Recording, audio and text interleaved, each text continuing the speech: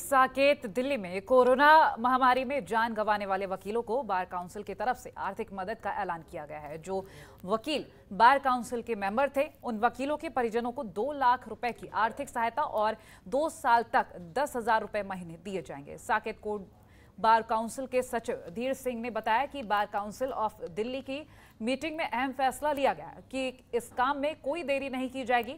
उन्होंने बताया कि वो दिल्ली बार काउंसिल का धन्यवाद करते हैं जिसने वकीलों के बारे में सोचा और उनके परिजनों के बारे में चिंता की। इस स्कीम का लाभ 2 साल के भीतर जिन भी वकीलों की मृत्यु हुई है उनके परिजनों को दिया जाएगा। कुछ एप्लीकेशन अप्रूवल होने के बाद तुरंत सहायता दी जाएगी। इसमें कोई देर नहीं करेगा।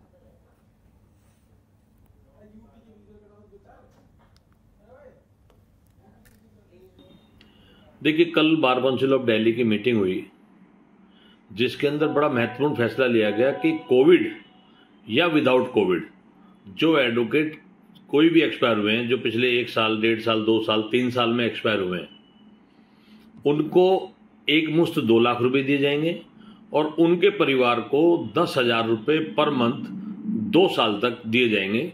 जो कि मैं धन्यवाद करता हूं bar council chairman Shri Ramesh Gupta ji का, धन्यवाद करता हूं अजिंदर सांगवान सेक्रेटरी जनरल का, और जितने भी हमारे सदस्य हैं बार काउंसिल के, उनका बहुत बहुत धन्यवाद कि कुछ करके उन्होंने वकीलों का दर्द को समझा। और वहीं सरोजनी नगर में एनबीसीसी ऑफिस के बाहर कर्मचारियों ने सचिव बलीराम के साथ प्रदर्शन किया। उन्होंने एनबीसीसी के कई अधिकारियों पर गंभीर आरोप लगाया और कहा कि अधिकारी हमारी बात को नहीं सुनते हैं। जो हमारे कर्मचारी हैं, एम्प्लॉय यूनियन के यहाँ पर एक कमरे में 12-13 कर्मचारी एक साथ रहते हैं। महामारी में ऐसा नहीं होना चाहिए। इसके अलावा ना तो यहाँ पर पीने का पानी मिल रहा है, ना ही बाथरूम अच्छा है, ना ही टॉयलेट की व्यवस्था है। एनबीसीसी के कर्मचारियों ने अधिकारियों को अपनी मांगों को लेकर ज्ञापन सौंपा है।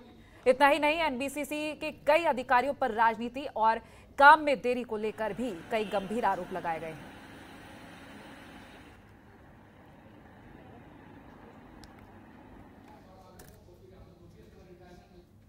तय है कि ये हमारे मजदूर एनबीसीसी कर्मचारी हैं और सारे रेगुलर एम्प्लॉयज हैं, और जब ट्रांसफ़र होते हैं, जहां ट्रांसफ़र होकर जाते हैं दूसरे साइड में या दूसरे स्टेट में जाते हैं, तो जब तक कोई उनकी रहने की व्यवस्था नहीं होता है तब तक उनके लिए होटल का इंतजाम होता है। होटल में रहते हैं 10 दिन, 15 दिन, 1 महीना।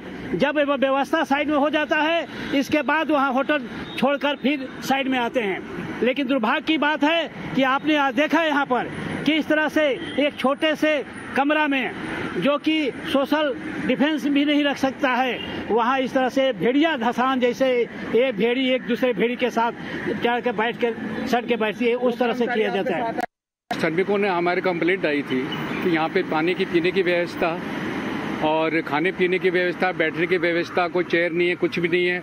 और सबसे बड़ी समस्या है, एक छोटे से कमरे के अंदर 14-15 आदमी बैठे हुए हैं। जो आजकल देख रहे हैं आप, माहौल कोविड का चल रहा है, कोरोना चल रहा है, इसमें कोई भी आदमी शिकार हो सकता है। तो उनकी समस्याओं का देखा सुना, तो उनके बुजुर्ग अधिकारियों से बातें हुई, तो उन्होंने कहा है जी आश्वासन हम देते हैं कि 10-15 दिन के अंदर ये समस्याएं आपकी जो भी हैं।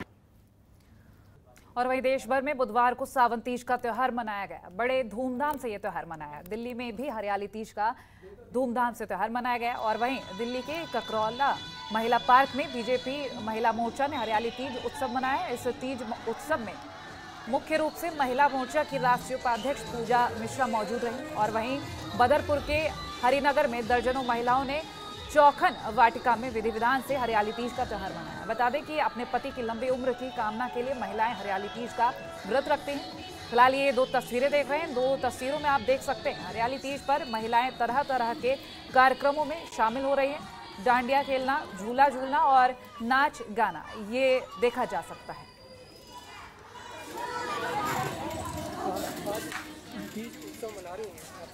के चैनल के माध्यम से मैं सभी बहनों को तीज के त्यौहार की शुभकामनाएं देना चाहती हूं। और हम बहनों ने, प्रेमलता ने, राज शर्मा ने, पुष्पा राजपूत जी ने, मुनेश दहिया जी ने सोचा कि 1.5 साल हो गया है और बहनें घर में रहती हैं, कोई इंजॉय नहीं हो रहा, और ये तीज का त्यौहार था, तो हमने कहा कि सब बहनों को बुलाकर हम बहनों को थोड़ा सा रिलैक्स देना चाहते हैं कि इतना दुख झेलने के बाद थोड़ा अच्छा माहौल हो जाए। तो हमने ये तीज का प्रोग्राम महिला पार्क में किया। पिछले 1-1.5 साल से आप सबको पता है, बहनें ही नहीं सारी दुनिया, पूरा हिंदुस्तान घर में बैठा हुआ है। ना बच्चे बाहर जा सकते, ना महिलाएं किसी त्यौहार को मना सकती। यहाँ तक कि हमने अपनी दिवाली होली भी घर में रहकर ही मनाई है। आज थोड़ा कोरोना का कहर कम हुआ है दिल्ली में, तो हमने सोचा क्यों ना सभी बहनों को इकट्ठा किया जाए और एक जो पार्टी से हटकर, मतलब कि उनके लिए कोई ये धरना प्रदर्शन नहीं है, कोई पार्टी का कार्यक्रम नहीं है, एक मनोरंजन का कार्यक्रम है, ताकि सभी बहनें आकर यहाँ पर मनोरंजन कर सके और अपने सुख दुख की बातें आपस में बांट सके। इसमें डांस किया है, हरियाणवी पोशाक पहनी है और इसमें सबने बहुत मज़ा किया। तो आज वैसे भी तीज है तो सबने झूले झूले और वगैरह और भी चीज़ें खुशियाँ मनाई।